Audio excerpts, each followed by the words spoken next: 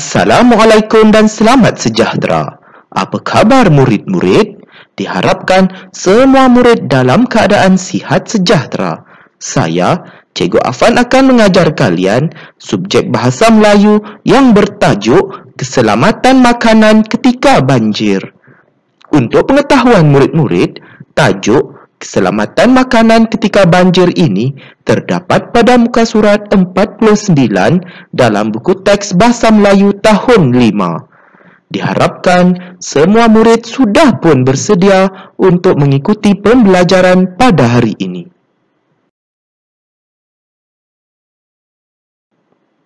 Standard pembelajaran pada hari ini iaitu 2.3.1 membaca dan meneliti kandungan teks karya sastra dan karya bukan sastra untuk membuat rumusan.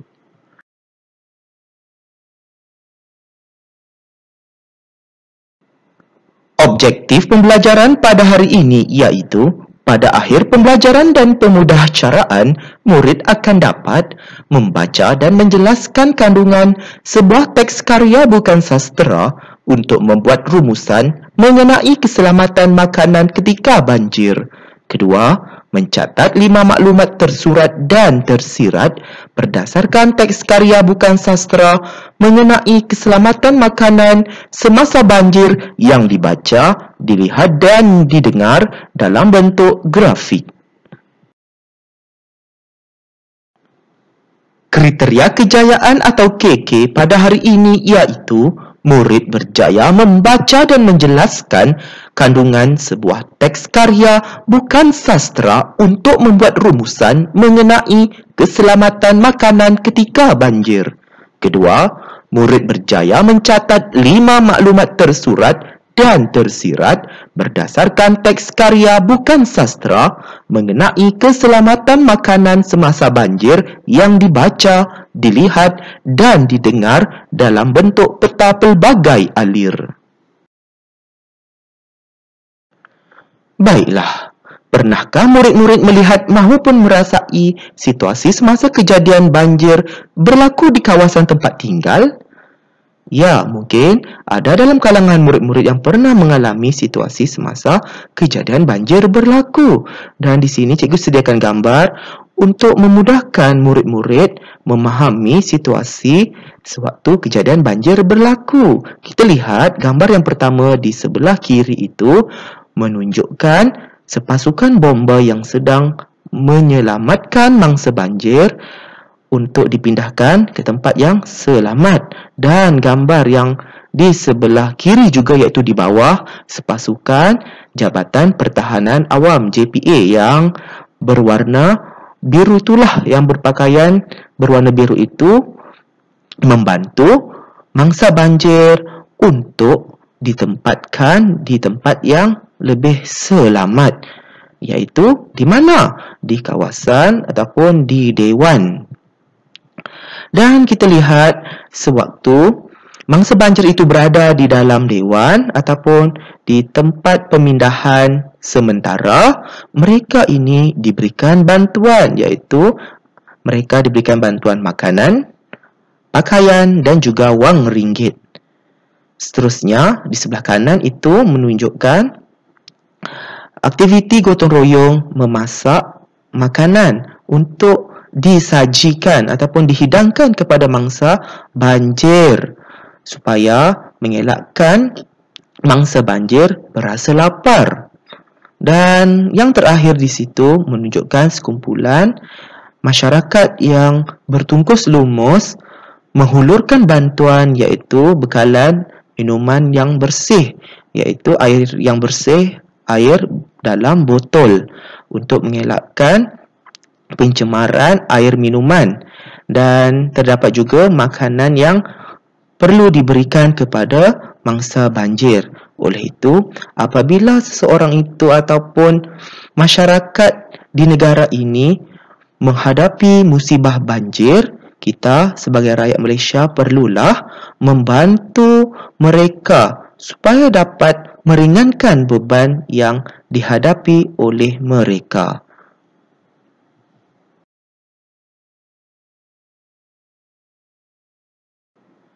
Baiklah murid-murid, mari kita membaca notis mengenai keselamatan makanan ketika banjir dengan sebutan dan intonasi yang betul. Baiklah murid-murid, mari ikut cikgu untuk membaca notis peringatan ini dengan sebutan dan intonasi yang betul.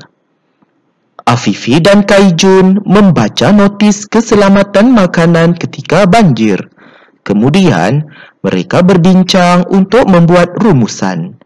Baiklah murid-murid, lihat di sini adanya notis peringatan yang dikeluarkan oleh pihak Bahagian Keselamatan dan Kualiti Makanan Kementerian Kesihatan Malaysia. Bencana banjir mampu mencetuskan penularan penyakit berjangkit. Pada musim banjir, sumber makanan lebih mudah tercemar. Maka, orang ramai diingatkan agar menjaga keselamatan makanan ketika banjir. Pertama, elakkan pengambilan makanan yang telah tercampur dengan air banjir. Makanan tersebut mungkin telah tercemar oleh pelbagai agen pencemaran seperti najis sisa kumbahan. Kedua, elakkan pengambilan makanan yang tidak disimpan di dalam bekas yang bertutup rapat. Makanan tersebut dikhawatiri telah dicemari oleh haiwan pembawa bakteria atau virus seperti lalat, tikus dan lipas. Ketiga, pastikan makanan di dalam tin tidak rosak. Tin yang sudah kemik, bocor, berlubang, berkarat atau menggelembung antara petunjuk bahawa keadaan makanan di dalamnya telah berubah. Keempat, basuh tempat penyediaan makanan dan peralatan makanan sebelum menggunakannya. Basuhnya dengan sabun dan air bersih atau dengan siraman air panas. Anda juga boleh merendamnya sekurang-kurangnya 15 minit di dalam air panas. Dan yang terakhir, iaitu yang kelima, minum air bersih yang telah dimasak atau air yang telah dibotolkan. Jangan sesekali minum air mentah. Sumber dipetik oleh dan diubah suai daripada notis Bahagian Keselamatan dan Kualiti Makanan Kementerian Kesihatan Malaysia.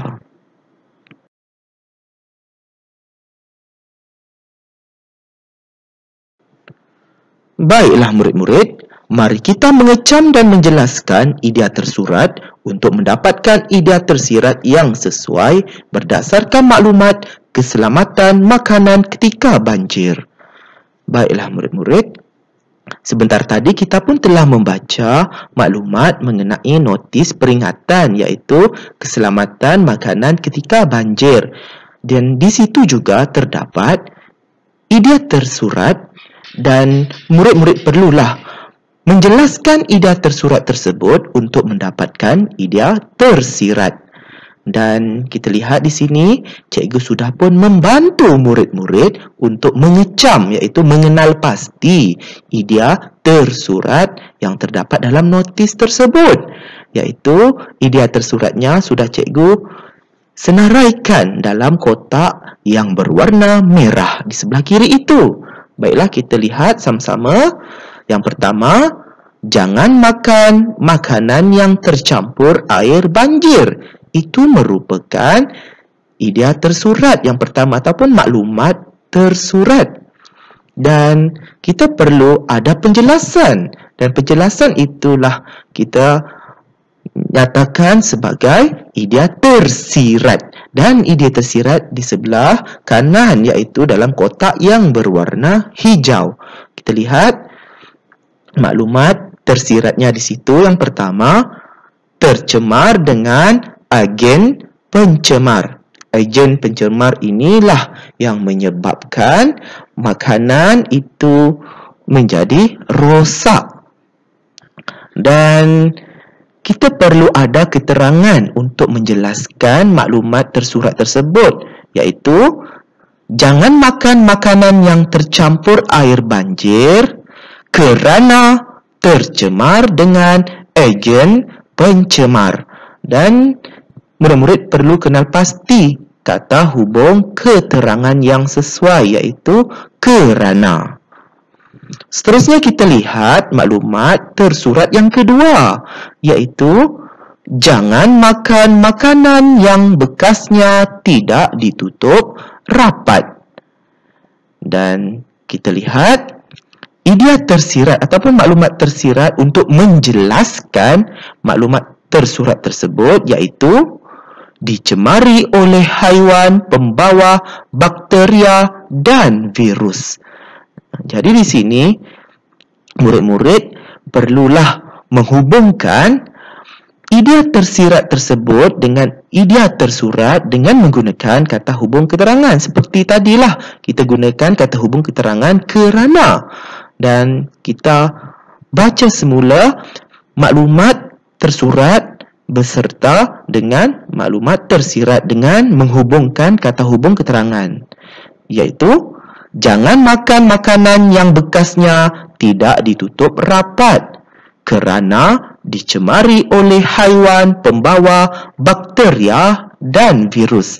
Jadinya di sini maklumat tersirat ini sudah pun dihubungkan ataupun disambungkan dengan maklumat tersurat. Seterusnya kita lihat maklumat tersurat yang ketiga, iaitu jangan makan makanan dalam tin yang rosak. Dan kita lihat di sebelah kanannya merujuk kepada idea tersirat. Dan idea tersirat ini untuk menjelaskan maklumat tersurat tadi. Dan murid-murid perlulah menghubungkan maklumat tersebut untuk menjelaskannya. Jadinya di sini jangan makan makanan dalam tin yang rosak kerana menandakan keadaan makanan di dalamnya rosak. Dan di sini murid-murid perlu ada menggunakan kata hubung keterangan, iaitu kerana. Mesti ada sebab. Dan kita lihat maklumat tersurat yang keempat, iaitu basuhlah bekas makanan dan peralatan sebelum menggunakannya dengan sabun dan air panas.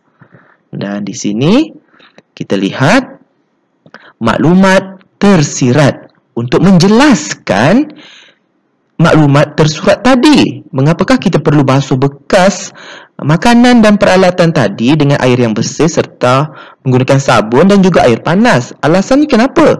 Alasannya kita lihat di sebelah kanan, iaitu mematikan bakteria dan virus. Jadinya di sini kita perlu menghubungkan ataupun menyambungkan maklumat tersebut dengan menggunakan kata hubung keterangan, iaitu supaya. Kita lihat, basuhlah bekas makanan dan peralatan sebelum menggunakannya dengan sabun dan air panas supaya mematikan bakteria dan virus. Dan yang terakhir, kita lihat maklumat yang tersurat, iaitu minumlah air bersih yang dimasak dan yang telah dibotolkan. Dan kita ingin menjelaskan maklumat tersebut. Kenapa kita perlu minum air bersih, ya? Dan perlu minum air yang telah dibotolkan. Kita lihat alasannya, iaitu alasannya idea ataupun maklumat tersirat, iaitu di sebelah kanan yang berwarna hijau. Jadi idea tersiratnya iaitu lebih selamat dan terlindung daripada kotoran. Dan kita perlu menghubungkan kedua-dua maklumat ini, iaitu maklumat tersurat dan maklumat tersirat. Jadi kita gunakan kata hubung keterangan, iaitu agar. Jadi kita baca, minumlah air bersih yang dimasak dan yang telah dibotolkan agar lebih selamat dan terlindung daripada kotoran. Diharapkan murid-murid dapatlah memahami dan juga menjelaskan notis peringatan mengenai keselamatan makanan ketika banjir ini yang mengandungi maklumat tersurat dan juga maklumat tersirat ini dengan sebaiknya.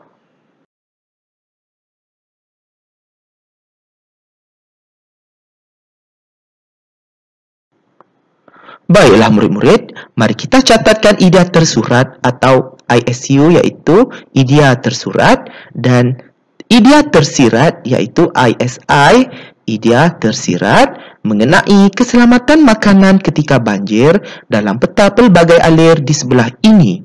Dan di sini cikgu pun sudah membantu murid-murid mencatatkan maklumat tersurat dan juga maklumat tersirat dalam bentuk peta pelbagai alir.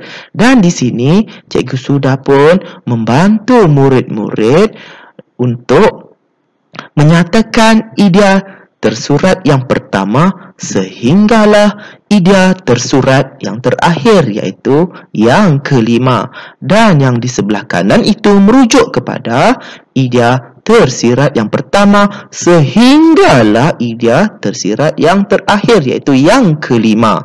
Dan di sini murid-murid perlulah menggunakan ataupun menambahkan kedua-dua maklumat tersurat dan tersirat dengan menggunakan kata hubung keterangan.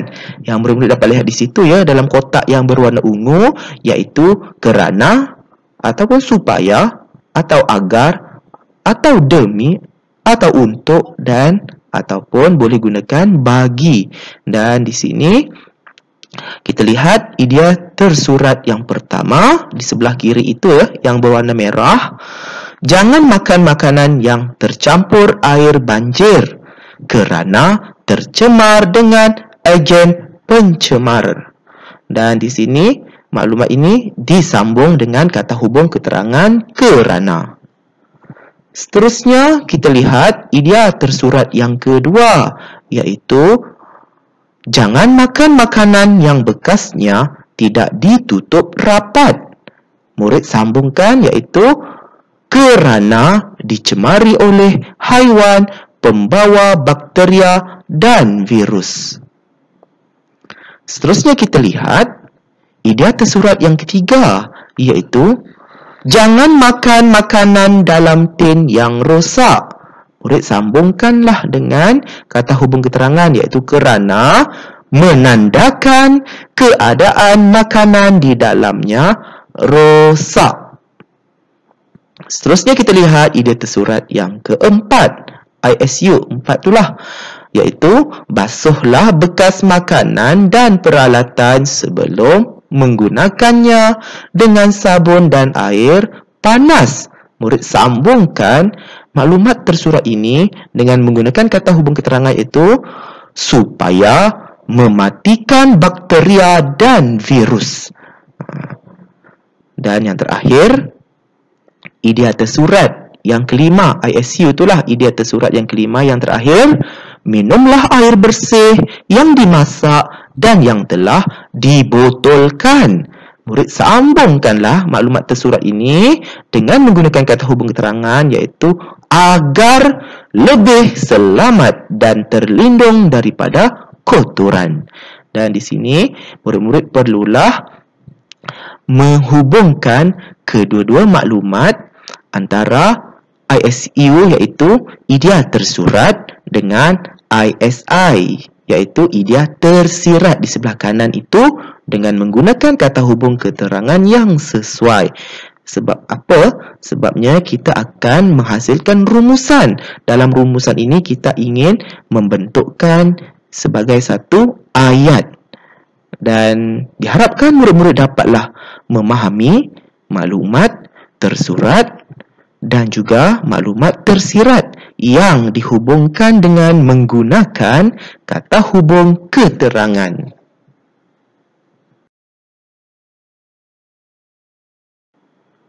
Kini tiba masanya untuk murid-murid dikehendaki menulis sebuah rumusan dalam bentuk perenggan.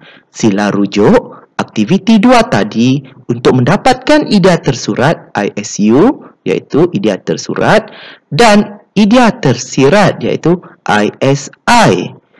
Tuliskannya dalam buku penulisan. Maksudnya untuk tugasan ini murid-murid perlu siapkan dan perlu tulis dalam buku penulisan. Tulis rumusan. Dan Cikgu Afan sudah pun membantu murid-murid dengan mengecam idea tersurat ataupun maklumat tersurat dan juga idea tersirat ataupun maklumat tersirat sebentar tadi. Dan di sini murid hanya menyambungkan sahaja, melengkapkan perenggan rumusan ini dengan menggunakan kedua-dua maklumat tadilah. Dan di sini kita lihat P1 merujuk kepada pendahuluan, iaitu perenggan 1, P1 perenggan 1, iaitu notis ini mengenai keselamatan makanan ketika banjir yang perlu dipatuhi oleh mangsa banjir. Dan kita lihat P2 iaitu perenggan yang kedua. Perenggan kedua ini mengandungi ISU iaitu idea tersurat disambungkan dengan idea tersirat ISI, iaitu kita lihat perenggan yang kedua, rumusannya kita ... iaitu murid rujuklah ISU tu, idea tersurat 1 rujuk semula tadi yang terdapat dalam slide aktiviti 2. Kan murid perlu lengkapkan sahaja kerana, dan cikgu sudah pun membantu murid-murid menyatakan ataupun meletakkan kata hubung keterangan iaitu kerana di sini, iaitu sambunglah ISI kerana ... rujuklah ISI dengan maklumat tadilah. Dan murid-murid perlulah padankan idea tersurat itu daripada maklumat tersurat dan juga maklumat tersirat yang sama. Contohnya, idea tersurat yang pertama perlulah dihubungkan dengan idea tersirat yang pertama. Janganlah murid-murid tulis idea tersurat yang pertama, murid nak sambung idea tersurat yang kedua. Boleh tak? Tak boleh. Jadinya perlu ada padanan. Sama padanlah nak hubungkan perkara yang sama. Dan seterusnya kita lihat di situ. Selain itu, gunakan penanda wacana. Selain itu, kita ... ISU. Murid lengkapkanlah tempat kosong ini dengan idea tersurat 2 ISU tadi yang terdapat dalam slide aktiviti 2. Dan sambungkan ataupun hubungkan dengan kata hubung keterangan iaitu kerana. Kerana apa? ... iaitu ISI 2, idea tersirat 2. Mesti ada padanan yang sama. ISU tersurat yang kedua dihubungkan dengan ISI 2 iaitu idea tersirat yang kedua. Tak boleh selain daripada 2. 3 boleh tak? Tak boleh. Kena samalah. Seterusnya kita lihat di situ penanda wacana di samping itu ... iaitu idea tersurat yang ketiga. Rujuklah semula dalam slide aktiviti kedua tadi dan sambungkan dengan kata hubung keterangan iaitu kerana ... iaitu ISI 3, idea tersirat yang ketiga. Mestilah padanan yang sama. Ingat ya, padanan yang sama. Idea tersurat yang ketiga dihubungkan dengan kata hubung keterangan dengan kata iaitu idea tersirat yang ketiga. Tak boleh idea tersirat yang kedua, keempat tak boleh. Kena sama-sama. Seterusnya, kemudian kita ... iaitu ISU 4, idea tersurat yang keempat. Rujuk di mana? Rujuklah dalam slide aktiviti 2 tadi. Dan sambungkan ataupun hubungkan supaya ... sambungkan dengan idea tersirat yang keempat, ISI 4. Di mana kita boleh jumpa? Yang kita boleh jumpa tadilah dalam slide aktiviti 2 tadi. Bagus. Dan akhir sekali, kita ... iaitu ISU, idea tersurat yang kelima ataupun yang terakhir tadi. Rujuk di mana? Rujuklah dalam slide aktiviti 2. Kemudian sambungkan agar ... iaitu sambungkan dengan idea tersirat 5, ISI 5. Di mana kita boleh jumpa ya ISI 5 ni, idea tersirat 5? Dalam slide aktiviti 2 tadi juga. Murid perlulah lengkapkan perenggan yang kedua ini, P2. P2 ini merujuk kepada isu iaitu ISU, idea tersurat, dan EC iaitu idea tersirat.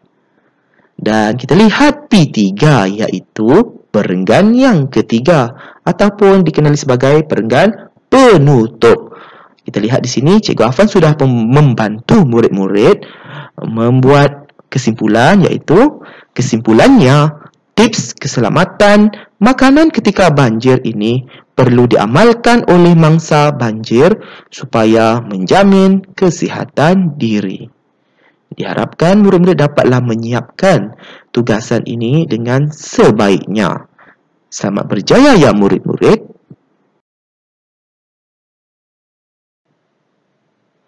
Semoga kita bertemu lagi dalam pembelajaran dan pemudahcaraan pada hari yang lain.